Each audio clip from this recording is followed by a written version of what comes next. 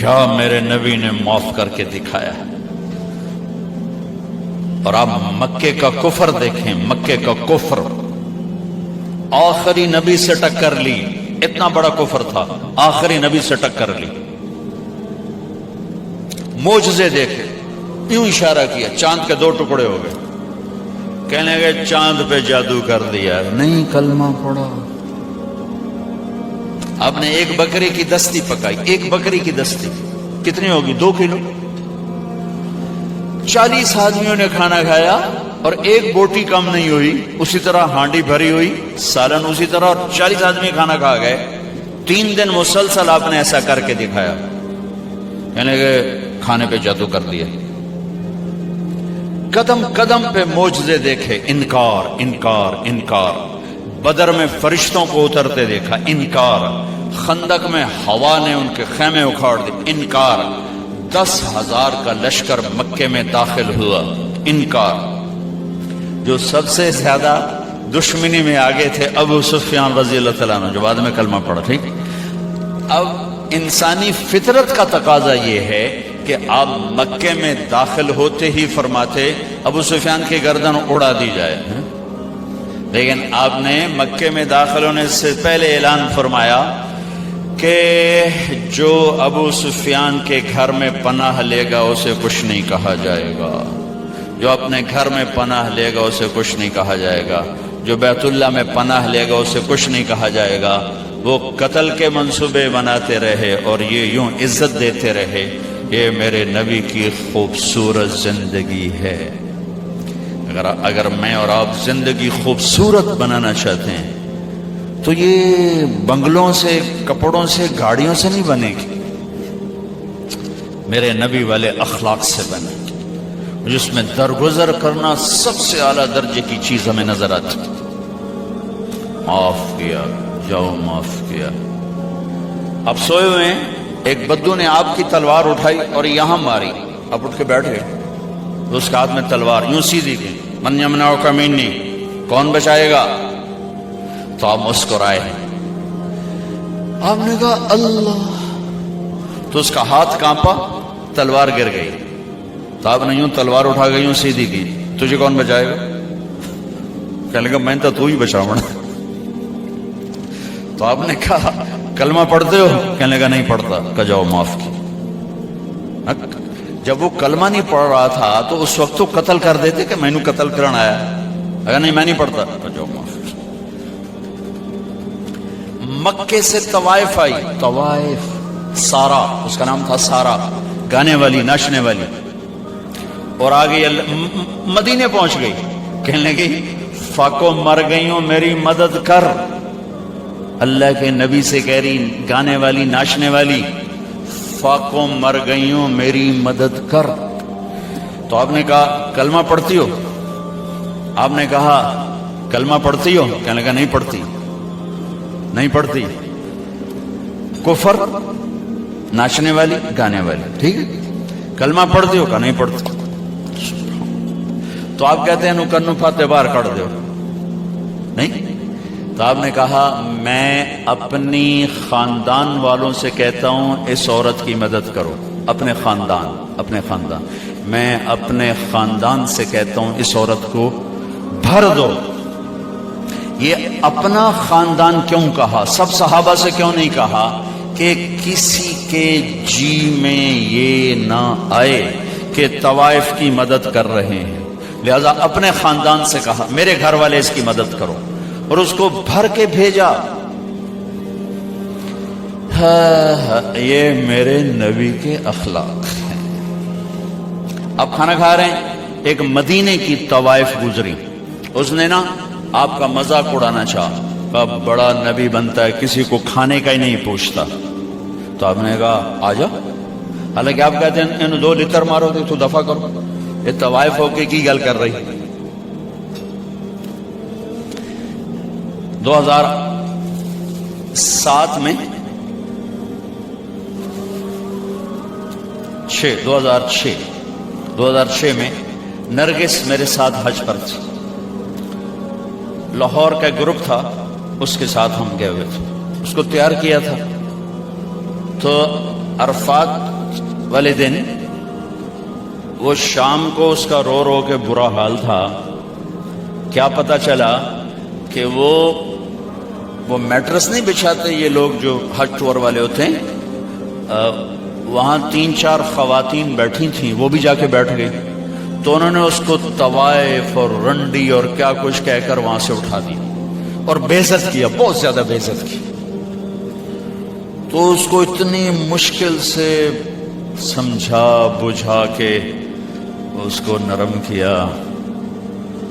میں نے کہا میں اب کس کے سامنے رونا روں, یہ وہ جگہ ہے جہاں میرا اللہ کہتا ہے اتنے گناہ لے کر آؤ جتنے بارش کے قطرے ہیں معاف کر دو, اتنے لے کر آؤ جتنے ریت کے ذرے ہیں معاف کر دو, اتنے لے کر آؤ جتنے درختوں کے پتے ہیں معاف کر دو.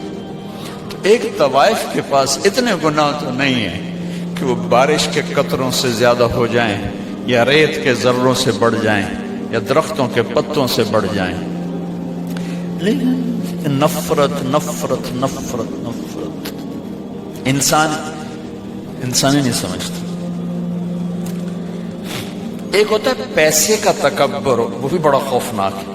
ایک ہوتا ہے نیکی کا تکبر, یہ پیسے سے زیادہ خوفناک ہے. میری گل ذرا کان کھول کے سنیں آجے. ایک پیسے کا تکبر ہے, یہ بھی بڑی بھیڑی شے ہے, لیکن نیکی کا تکبر اس سے بھی زیادہ ہوتا ہے. یہ آدمی کو ایسے ہی گراتا ہے اللہ کی نظروں سے جیسے بڑے بڑے گناہوں سے انسان اللہ کی نظروں سے گرتا. اس کا یہ میں نے آپ کو نمونہ دکھایا کہ اٹھ جا یہاں سے. طوائف ناچنے والے, وہ تو توبہ کرنے گئی تھی وہ, اور اس نے کی توبہ, گھر بیٹھ گئی.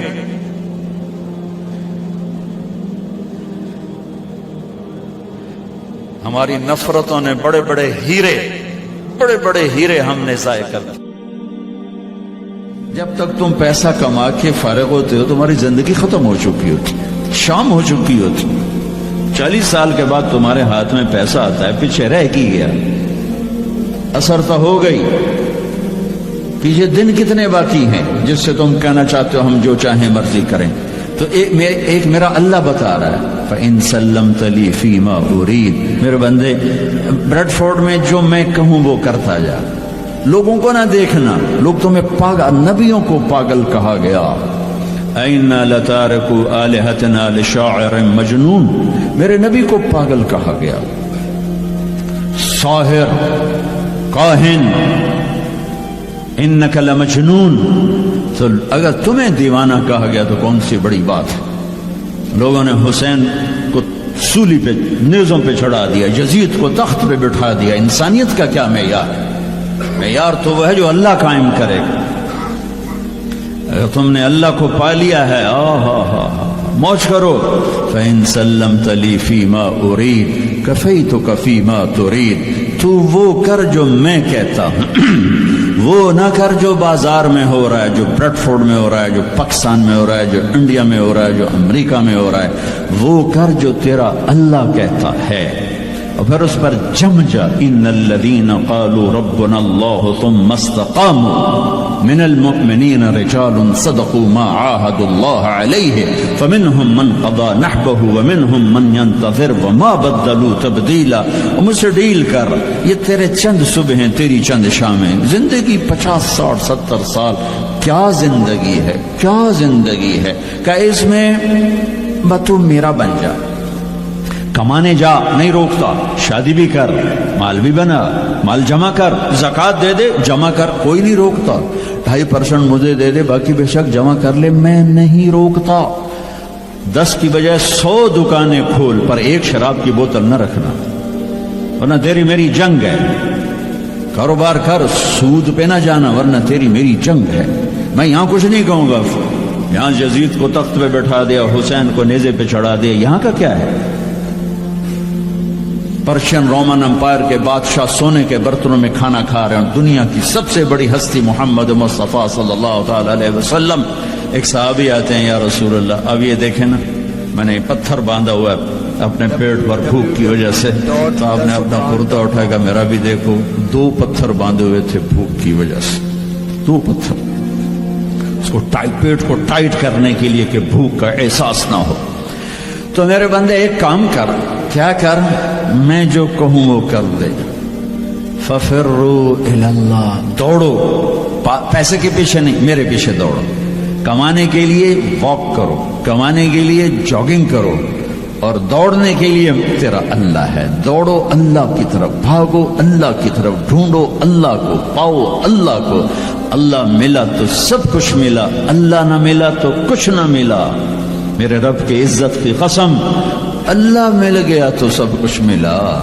اس کو کھو کے کیا حاصل ہوا؟ 7 بر اعظم تم نے مالک بن گئے، لیکن اللہ ناراض ہے. تم موت کے بعد کیا کرو؟ یا تو اللہ کی جنت دوزخ کا انکار کر دو، تو پھر ٹھیک ہے جاؤ موج کرو. لیکن جنت کو بھی مانتے ہو، جہنم کو بھی مانتے ہو، اللہ کو بھی مانتے ہو، رسالت کو بھی مانتے ہو، ختم نبوت کو بھی مانتے ہو، تو پھر کدھر جا رہے ہو؟ کیا لاجک ہے اس زندگی کی؟ بنانے والا کہہ رہا ہے دھوکے میں جا رہے ہو. وَمَا الْحَيَاةُ الدُّنْيَا إِلَّا مَتَاعُ الْغُرُورِ.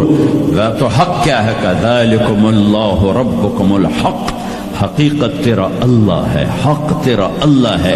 حقیقت کیا ہے؟ الحقۃ ما الحق وما ادراک ما الحق. حقیقت آخرت ہے، حقیقت آخرت ہے، حقیقت آخرت ہے. الحق حقیقت ہی دھماکہ ہے جو آ کے ایک ہتھوڑا ہے جو دماغوں پہ اللہ نے مارا. ایسے ہوا کیا؟ میں تو یہ بریڈ فورڈ کی فیکٹری کو حقیقت بنا کے بیٹھوں. انہوں نے کہا تھا الحق، فل سٹاپ آ گیا. حقیقت ایسے جھنجھوڑا. پھر اللہ کہتا ملحق، اور تجھے پتا بھی ہے حقیقت ہے کیا؟ کہ نہیں اللہ نہیں پتا. فما ادراک ما الحق، تو جان بھی نہیں سکتا حقیقت کیا ہے. دھوکے کا شکار ہے، فریب کا شکار ہے. سب سے بڑی حقیقت اللہ ہے. ذالکم اللہ ربکم الحق فماذا بعد الحق الا الضلال فانا تصرفون. سب سے بڑی حقیقت اللہ ہے، اور سب سے بڑی حقیقت محمد الرسول اللہ صلی اللہ علیہ وسلم ہے. اللہ اپنے ساتھ حق استعمال کر رہا ہے، ذالکم اللہ ربکم الحق، اور اللہ اپنے حبیب کے ساتھ حق استعمال کر رہا ہے. وآمنوا بما نزل على محمد وهو الحق من ربهم. میرا نبی حق، اللہ حق. تیسری حقیقت الحق، ما الحق وما ادراک ما الحق. تیسری حقیقت آخرت، قیامت، موت کے بعد کی زندگی، دنیا کا فنا ہونا.